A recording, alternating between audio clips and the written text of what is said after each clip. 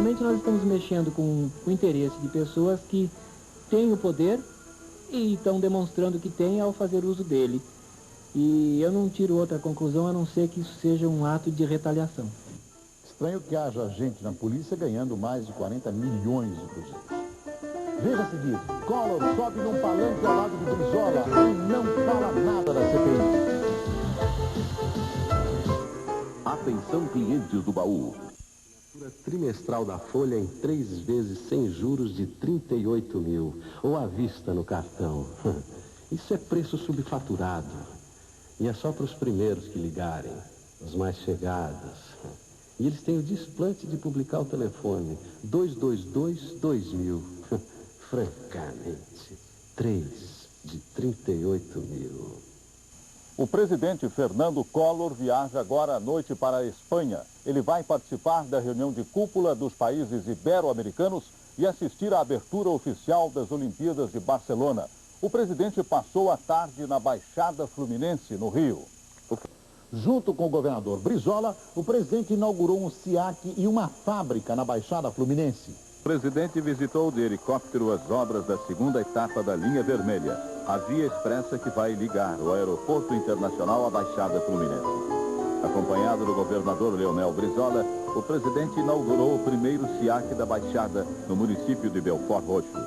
Em seguida, participou da cerimônia de doação de um terreno da União para o assentamento de famílias em Imbarié. No discurso, o presidente disse que, apesar das minorias intransigentes e dos que querem o retrocesso, vai continuar trabalhando com afinco e dedicação. Pedida a interdição do estádio do Maracanã, a NASA instala uma antena gigante para captar sinais de vida em outros planetas. Você vê que o Brizola continua firme apoiando o Collor e recebe em troca obras e um apoio do governo federal. Enquanto o Collor tiver Brizola, o PFL, boa parte do PTB, ele tem muito mais de 1/3. E são necessários 2/3 dos deputados federais para a aprovação do começo do processo de impeachment. Por enquanto, esse processo é praticamente impossível. Por enquanto, tudo pode acontecer em política. Nesse momento, matematicamente, é impossível, não vamos nos iludir.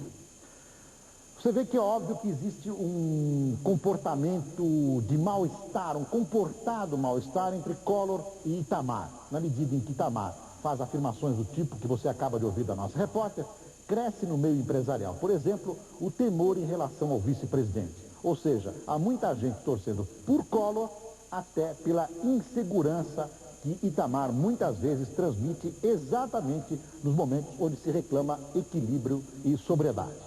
Além de suas posições estatizantes, consideradas voltadas para o passado por boa parte do empresariado. Na redação do Telejornal Brasil, em Brasília, a presença do deputado Roberto Jefferson, do PTB do Rio de Janeiro, membro da CPI do caso PC. Deputado, boa noite. O senhor tem defendido o presidente da República na CPI. Como é que o senhor encara as denúncias do deputado Curió? Eu entendo como uma coisa muito triste e bem dentro do espírito da CPI.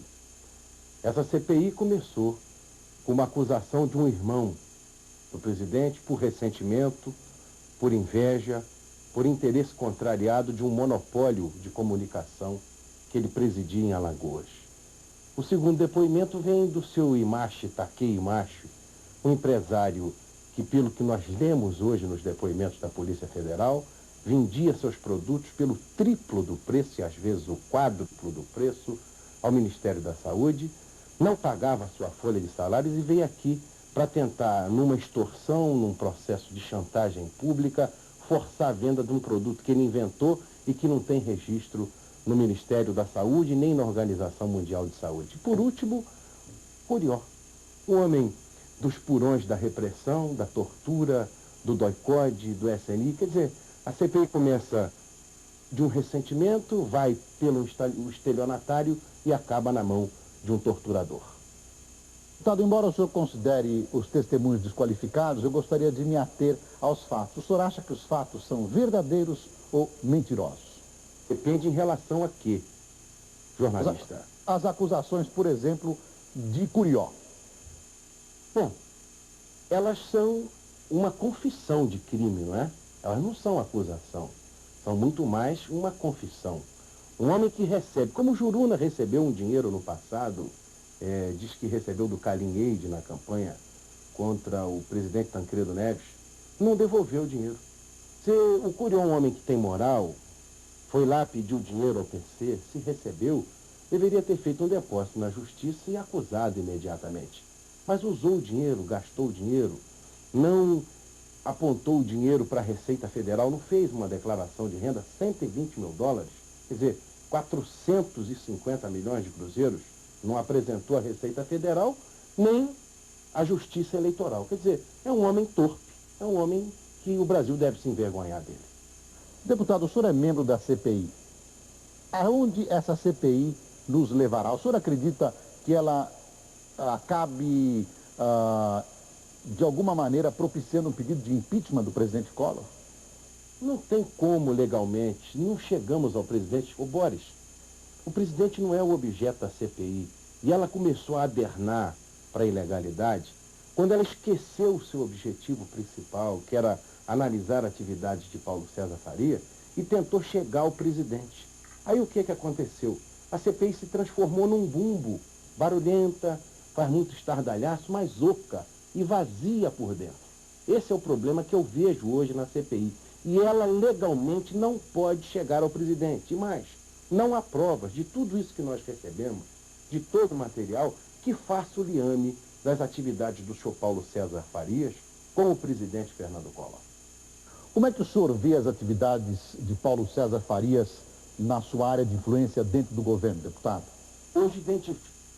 Eu hoje identifico, Boris, duas confissões comprovadas do senhor Paulo César Farias, de ação sua, de tráfico de influência sua. Uma na Petrobras, na ocasião do caso VASP, a confissão dele é corroborada por outras provas apresentadas por Mota Veiga, o ex-presidente da Petrobras, e no caso do laboratório Lifal, laboratório de Alagoas, onde ele confessa no depoimento à CPI que fez tráfico de influência para liberação de recursos, e há provas também dentro da CPI nesse sentido. Hoje, caracterizado como delito, dentro do que nós apuramos, o tráfico de influência fica muito forte, fica muito nítido.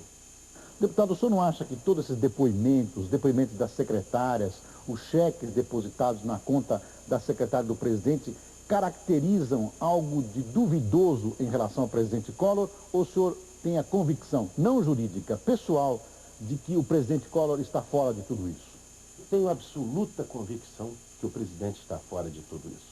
E, Boris, tenho pelo seguinte: foi o próprio presidente quem pediu a instauração do inquérito na Polícia Federal, na Receita Federal e na Procuradoria-Geral da República.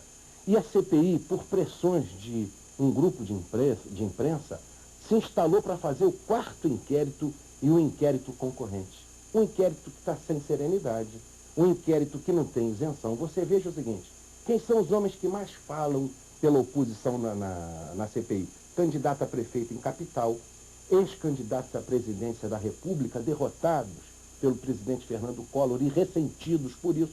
Quer dizer, virou um estardalhaço e que levou à paralisação do país. Nós deveríamos ter aguardado, com toda a serenidade, o inquérito da Procuradoria. Um homem como o doutor Aristides Junqueira paira acima de suspeições. O inquérito da Polícia Federal está sendo feito com rigor, da Receita Federal. Então, nós teríamos no final um inquérito, chamaríamos o doutor Aristides, o secretário da Receita, os auditores da Receita, os delegados da Polícia Federal, e teríamos uma prova realmente sólida. Não ficaria esse escândalo, esse escandalizar de fatos policiais com reflexo político que a CPI provocou, que fez o seguinte: jogou o investimento produtivo no chão. O país paralisou. As bolsas caíram, o dólar subiu, o ouro subiu, agravada está a recessão e o desemprego por uma ação ruim, no momento ruim que a CPI se instalou. Deputado Roberto Jefferson, muito obrigado mais uma vez por sua participação no Telejornal Brasil e até a próxima oportunidade. Boa noite, deputado. O chefe da Secretaria de Governo, Jorge Bonhausen, diz que as denúncias de Curió devem ser vistas como uma questão eleitoral.